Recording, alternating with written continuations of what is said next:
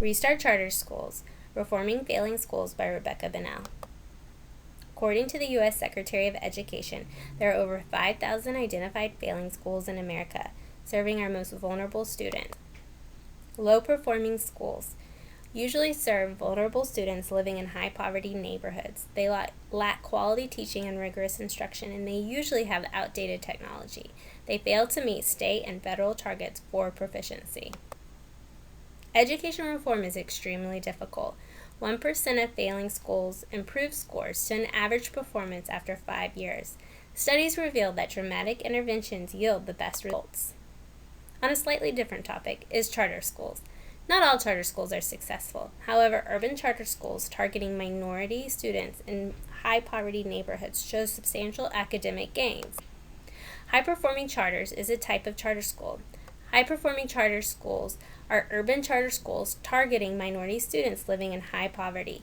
These schools are producing significant academic gains. The U.S. Secretary of Education believes that high-performing charter schools have demonstrated that low-income children can and do achieve at high levels.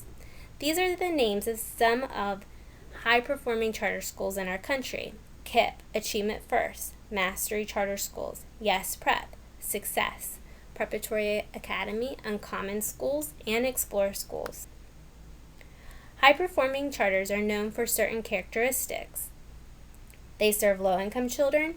They use the no excuses model, which means that they have high expectations behaviorally and academically.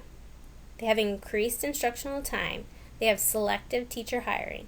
They use school uniforms, data-driven instruction, cold calling, high expectations, and teacher feedback. Restart Charter Schools. Restart Charter Schools is a way that we can use high-performing charter schools to help us improve quality instruction in some of our lowest-performing schools. The Obama administration is encouraging successful charter organizations of high-performing charter schools to take over already existing district schools. This provides the drastic intervention to see a failing school become successful. This is a picture of a Mastery Charter School in Philadelphia, Pennsylvania. Mastery is a restart charter school. Mastery was responsible for restarting several district schools in Philadelphia and turning them around from being low-performing to high-performing. There are several challenges for a restart. First of all, it's very different than starting a new school. Most charter organizations are used to starting a school from scratch. With a restart charter, they are responsible for changing the school culture. They need to combat community expectations and invest families and students in their mission. They also need to improve the learning environment. That might include updating technology and getting new furniture and painting walls. My action research. As charters restarts become more common, it's crucial that lesson learns are documented for future school leaders. I want to capture what are these schools doing to be successful in their first year? What goals were prioritized during the first year of the restart, and what techniques were implemented to transform culture? Culture is one of the main things that is difficult for a restart charter.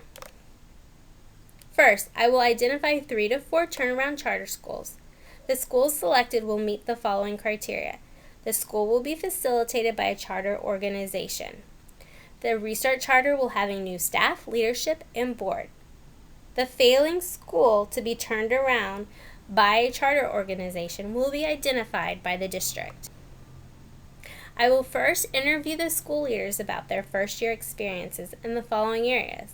I will ask them about their first year, what went well and what didn't go well, their school culture, their community stakeholders, and how they invested families and staff hiring.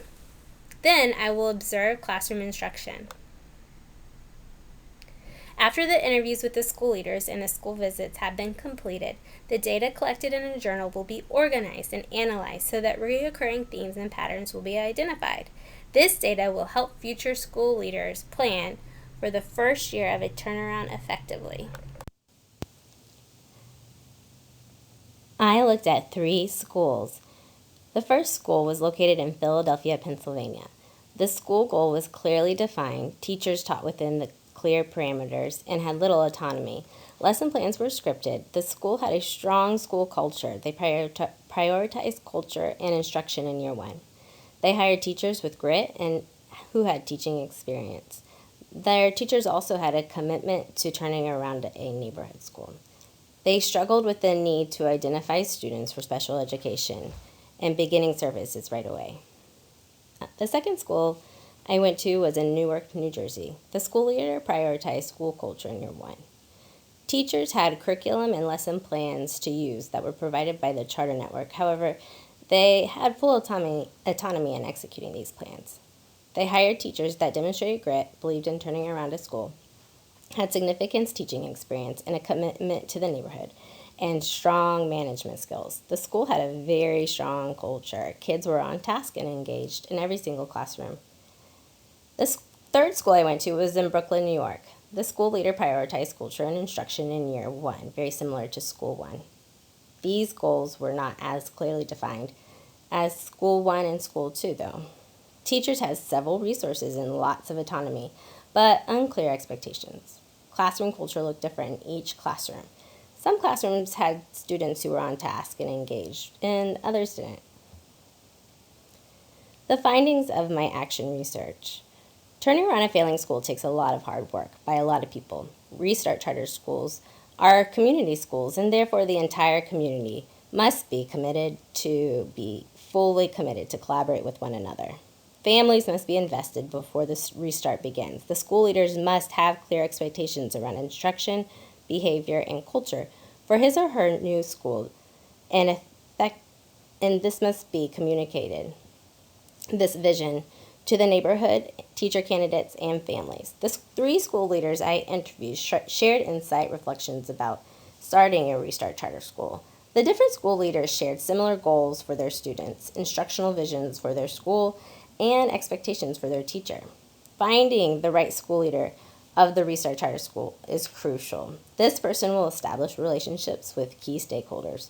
The school leader will create the vision and determine action steps for executing.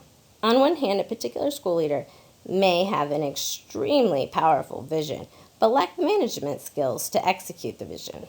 On the other hand, you may have an extremely detailed leader who outlines every actionable step for the transformation. However, this does not guarantee success. Teachers and families must be invested and take personal ownership for the long-term success. The school leader must find a middle ground where the vision and a framework of operation are clearly communicated while allowing for teachers and families to participate in the change in a meaningful way.